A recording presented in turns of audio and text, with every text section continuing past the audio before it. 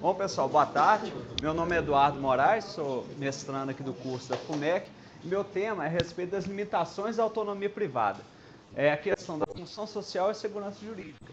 Basicamente, por que o Estado intervém tanto na autonomia privada, se ele deve intervir, se ele não deve intervir, até quando isso pode ser prejudicial. A estrutura do meu trabalho, basicamente, é trabalhar com conceitos da autonomia privada, concepção da autonomia privada em diversos ordenamentos jurídicos, a questão dos direitos fundamentais. Muitas vezes a limitação da autonomia privada é justificada pelos direitos fundamentais e a limitação da autonomia privada tanto nas situações patrimoniais como nas situações existenciais.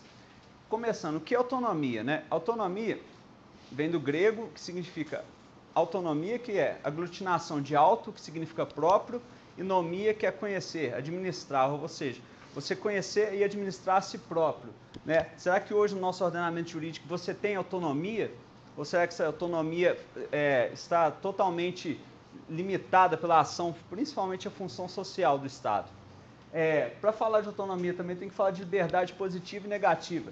Zé Eberlin nos ensina que liberdade positiva tem o caráter de você poder se auto-administrar, se autogovernar. E a liberdade negativa é aquela liberdade que você não sofre interferência nas suas escolhas. Então, será que temos, para a liberdade ser exercida de forma plena, tem que atender essas duas vertentes. A autonomia da vontade é diferente da autonomia privada. A autonomia da vontade surgiu basicamente com a ideia do Estado liberal, com esse viés não intervencionista. Já a autonomia privada seria como se fosse uma atualização da autonomia da vontade. Tem esse interesse mais social, é uma evolução, o Estado vai evoluindo. E a autonomia, a concepção de autonomia mudou com os modelos estatais. No Estado liberal, a autonomia tinha essa preocupação de não intervenção do Estado, garantir o direito à liberdade. Com a evolução da sociedade e principalmente a modificação do modelo do Estado, que saiu do Estado liberal para o Estado social, a autonomia passou a ser uma preocupação do Estado, ou seja, o Estado começou a limitar a autonomia, começou a ingressar nas relações privadas com igualdade material, porque no Estado liberal tinha a igualdade meramente formal. Para poder alcançar a igualdade material tem que haver um agir por parte do Estado. E também a autonomia mudou o conceito principalmente com o Estado democrático de direito. Hoje a autonomia privada é baseada muito pelo princípio da dignidade da pessoa humana e pela função social. A função social do contrato e a função social da propriedade. Será que essa autonomia modificou-se muito no sentido negativo ou temos um avanço? A autonomia privada, no meu trabalho, eu pretendo trabalhar nela no direito estrangeiro também.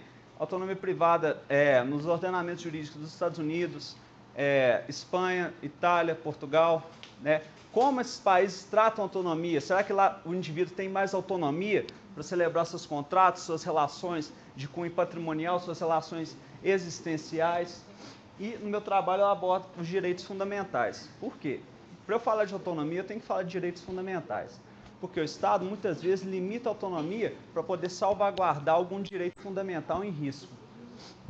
E os direitos fundamentais, como são verdades inerentes ao nosso ordenamento jurídico e evoluem com o tempo, devem ter especial proteção por parte do Estado. Algumas características dos direitos fundamentais que eu posso falar aqui são universais, são inalienáveis, imprescritíveis. Os direitos fundamentais são históricos, são reconhecidos ao longo dos anos. Então, essa é a importância do Estado se preocupar em proteger os direitos fundamentais. Mas para você proteger um direito fundamental e você limitar a autonomia, qual que deve prevalecer? Os direitos fundamentais, eles se classificam em dimensões. A doutrina gostava de falar em gerações.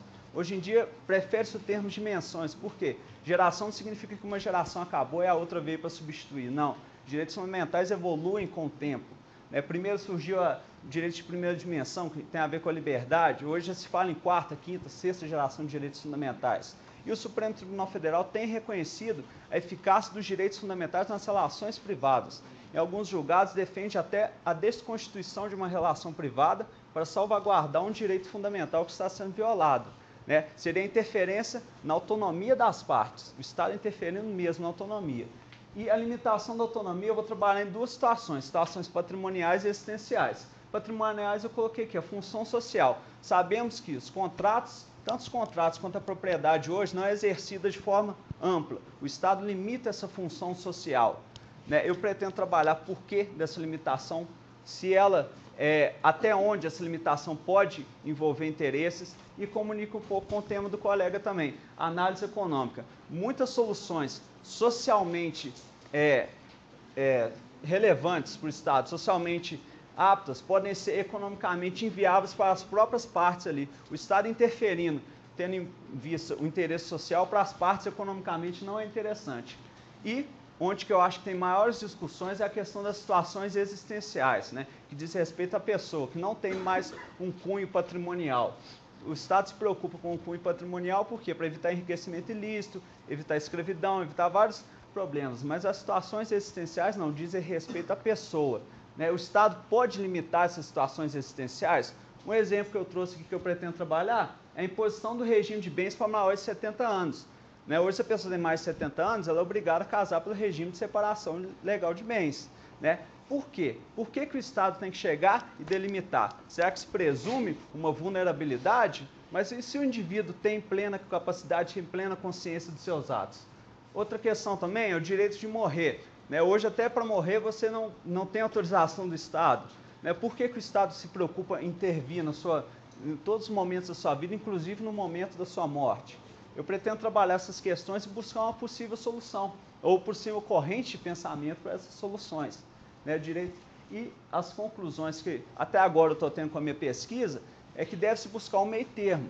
Nas questões patrimoniais é interessante a intervenção estatal, sim, para garantir a igualdade. Quanto às situações existenciais, não há necessidade de ter uma lei impondo um regime de bens para a pessoa. Isso vai dar análise do caso concreto. Se a pessoa tem pleno exercício da sua vontade, por que ela não pode manifestar livremente?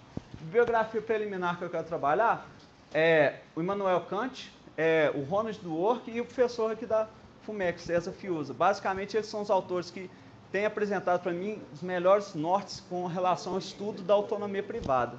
No mais é isso, muito obrigado.